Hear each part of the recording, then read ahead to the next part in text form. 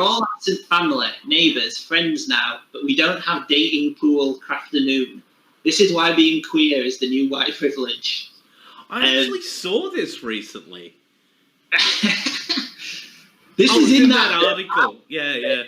I just saw down, like, beware the red-brown coalition. I'm like, oh, okay, yeah. So yeah, and then someone responded, oh yeah, I think these are larger trends driven by the atomization in modern capitalism. It's just that these particular problems seem to have hit gays harder, or just first. And then Steve responded, I think you're missing my point, sir. We are all lonely, and we straights don't get so in circles in an implicit community based on identity. Earpiece whisper, queer. Oh, never mind. Yeah, hashtag white capitalism sucks for queers like me. Are you pride? So where does this sit on the good take, bad take bandwagon? This is a pretty bad take. Like, I think again, this is sort of one of those. I keep saying she's misunderstanding things. So maybe willfully at this point, seeing as how many times we've had to say it. Yeah. So, I think that so what she's misunderstanding here, and this is one of the like major things that people misunderstand with like things like as she has finished up with Pride, but this goes to the sort of the larger thing. So Pride exists because of the oppression of LGBT people. So, but it's a class-based oppression, you see. Then it's not. Yeah, exactly. It's a majority of LGBT people are actually working class. So, like any other group, and this is actually this is something that like sort of like really like gets on my tits. Is that like. You can go with pretty much any group, and the majority of them will be working class. Like any group, white people, majority are working class. Black people, majority are working class. It just the actual there's more people who are white who aren't working class. Basically, is what I'm getting at. But anyway, so the misunderstanding is basically about what Pride is and that sort of thing. And basically her gripe is that there isn't this sort of as she's put here, implicit community based on identity. But the thing is that these communities sprung up from the oppression that the gay community was suffering. So, like gay clubs, sewing circles, what is she, crafternoons, whatever. Like these are all things where gay people may have not been able to go to and feel safe being there. So they created their own spaces where they could actually do this. Now this then, and like, and this is what I was getting at with Pride, is that like a lot of people say, well, like gay people have all the rights, which they don't, but like gay people have all the rights that straight people have, so why do you still have Pride? And it's like, because these things have come from us fighting for our rights, and then they've sprung up as traditions within our community. So it's sort of, I suppose, like, it's sort of a hard thing to sort of, like, thing to another tradition, like, to map onto another tradition. Like, well, this is the thing, though. It's massively hypocritical as well, though, because she would be like the first, say that, you get these people who, someone's got a Union Jack in their Twitter or something, and someone calls them a racist. And it's like, it's not. It's just about their pride in their country or something. And you can't call people racist for having a Union Jack or something. she would be the first person to make that argument where it's, like, oh, it's just part of their community, and you're trying to call. How is that any different from this space? Obviously, it is different because the Union Jack is more racist and stuff. But I'm saying it's hypocritical for her to be like, oh, there's a working class community. You can't say anything bad about it because that puts you on the bad side. The non, you're being neoliberal doing that. But then when some minority group has its own culture and stuff, it's like, oh, they're just being discouraged. They're not helping the class struggle, which is it's so hypocritical. And all these people like her do it and stuff. It's just ridiculous. I actually thought of an analogy, by the way. So Aimee Terese is Australian. Apparently, I didn't know this until you had told me earlier. But so let's say Australia Day as a thing. So basically, the argument would be, why do you celebrate Australia Day? You've already got your independence, or you've already discovered the country. Like, you could use the same argument with the 4th of July. And it's like, that's not the point. The point is that this is something that is celebrated within a particular community or a country or whatever, that has now become a tradition. This is something that is now a part of being within that group. So, like, and whatever the case may be as to why this sprung up, it is a reality that this is now the case.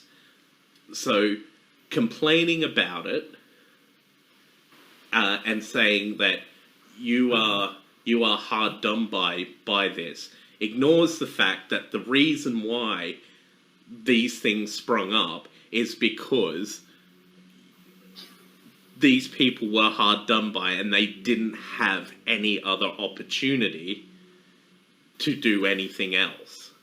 It's this is really annoying. This is I have officially become triggered. Yeah, I don't necessarily think that this is like overall her worst take, but for me. It's not the pedo one, so. Sorry? Yeah, it's not the pedo one, I don't think. No, but like for me, this is like, oh, this is like hitting a nerve. Yeah, that.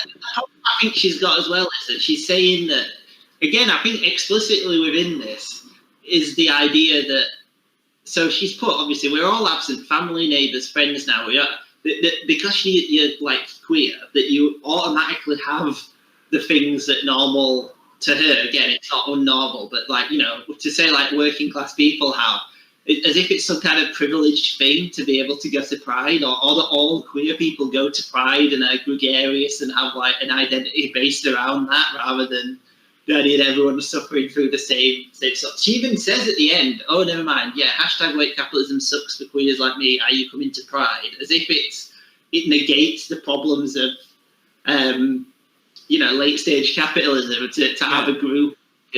Because, you can obviously argue that people are probably more lonely now than before because of, capitalism, because you don't tend to live in the same place that you grew up in now. You tend to go for more opportunities and stuff like that, or, it's harder to meet people. I wouldn't necessarily agree with that it's harder to get friends now than before. Probably say it's easier if you can move further and meet people. Anyway, but that's a different point. But even if all that would be true and stuff, the idea that every queer person is automatically friendly with every other queer person, as if they're a group which are just homogenous and all friends of each other, and that solves every issue they've got, it's just ridiculous.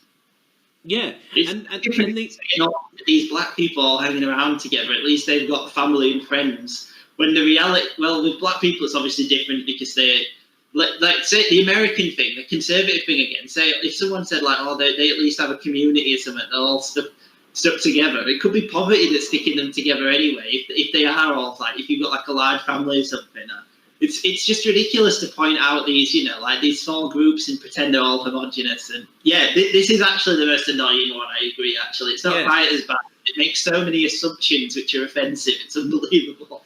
Well, and the other thing, and I just thought about this, is like, there's nothing stopping her from creating like a group, like of like-minded individuals. Like, probably her personality is the only thing that would be stopping that. But there is like really nothing stopping her from starting a fucking sewing circle or whatever. If she wants to like build a community, like it's so fucking weird. Like, I think like the only thing you could possibly say is like the whole straight pride thing, but again, like it's just not that's not what it's about. Like, and even then, like, people have done straight pride. They get mocked for it, rightfully so, but they're still allowed to do it. Yeah, exactly. It's this idea that everyone suffers exactly the same. Well, it's weird. She's made two assumptions which are weird, which is that everyone is completely isolated and alone and stuff, which I don't think is accurate. And the opposite, which is everyone who's queer is not isolated and alone, because they're together by their identity, is also ridiculous. Like, because the idea, if an identity is the thing that can mold you sort of together, why doesn't she think like whiteness is, or that there should be like a white day or something like? The whole point of sort of the left project was to, meet beyond those barriers and make material gains and stuff. It's not something to replace the fact that you're... Well, for a start, it's not... It's hypocritical to be like, oh, it's only about class and about making material gains, and then to complain that no one has any friends or family or anything. Like, those are two separate things, basically. But also then to, the whole... Yeah, this is the most infuriating one, actually. It makes loads of assumptions that aren't accurate. As you say, I think it's just like, you could start a group and stuff. I don't think that's the problem with late capitalism. And the stuff that makes it harder to do that and harder to maintain a family is no different for... Like, does she think that, like... Well, again, I think there's actually something offensive about the fact that... So when she's put, we're all absent family now, but I think she has the idea that that wouldn't affect queer people. They could adopt a family as well. Like, would they find it easier? And that, say that two gay men adopt a couple of kids to try and have sort of what you'd say is a nuclear family. Are they automatically going to have like a stable job that means they're not going to have to worry about paying bills, which I'm assuming is her issue with why people can't start families now and stuff. Like, are all those material problems gone away just because they can have pride that straight people can? I know it's like, and it does like sort of ignore like the like. Again, like a lot of sort of material issues that like LGBT people suffer because of things like, educational outcomes are not always the best. Like, work, they're not necessarily able to find, secure work. There are higher rates of like, people being in like low paid or underpaid work who are LGBT. There's also like there's like a ton of like material conditions. Like there's also like concerns about like workplace discrimination and stuff like that, and being fired for being LGBT. And that seems like a very PMC thing to be worried about if I was. Yeah, being fired from your job for being gay. Yes, it's your low paying job at a fucking, I don't know, at a corner store or something like that, or a Christian bakery or whatever. Yes, it's people can't, like, how do you know then that the that might be worse for lower paid people? What if the Christian person won't hire a man because they think they might be gay? Have you ever thought about that? It's actually worse for working class people to bring anti-discrimination laws in. Yeah, exactly. That's the kind of argument that she'd actually make, probably, isn't it? Yeah. No, she definitely would. It's no different from the #MeToo argument, actually, that, men don't want to be around women anymore. It's like you could argue then that men don't want to be around young men anymore because they're scared they might be gay and think they're being come on to or something like. Yeah, exactly. Oh god, she is a fucking nightmare. Like, I would be interested though to like see, and you probably couldn't find it. Was like, because she is in this tweet, she is replying to someone, like what she is like replying to. That's That's something I would be very interested in. Like, you know, like is it just someone like come to my come to my dating pool crafternoon, like Marty McMarty was like, yeah, so come to my crafternoon where you can like meet other, you know, gay people and blah blah blah, you know, just some innocuous tweet, and she's just like fucking come in there like a wrecking ball. It's like, yeah, fuck you. Like, like, and the other thing, like, oh god, the other thing is like there's this like implication that these things are institutional as well, like, and this is what I was saying about like, you know, start your own group, like these things aren't like, you know, institutional or anything like that. These are things that like these communities put together themselves. It's the same with Pride. Pride is, for the most part, a community event. It's normally either funded by the community or funded by ticket sales from the community. Like, that's like, there may be some public funding for it, but I guarantee you the only reason that public funding exists is because it brings in tourists or whatever. So, like, you would only see that with, like, the bigger Pride events and stuff like that. But, like, say, like, Berlin Pride or London Pride or, like, New York or, like, you know, that sort of thing that people would actually come to and that sort of thing. So, yeah, I don't know. Fucking, I'm really irritated by this. I'm gonna take it off my screen. Yeah. Do you know that she's actually had okay. Do you know she's had interactions with Movie Bob on Twitter before? Of course she has. Like they're probably like. Of course, the people with like the two worst takes, like, you know, would meet.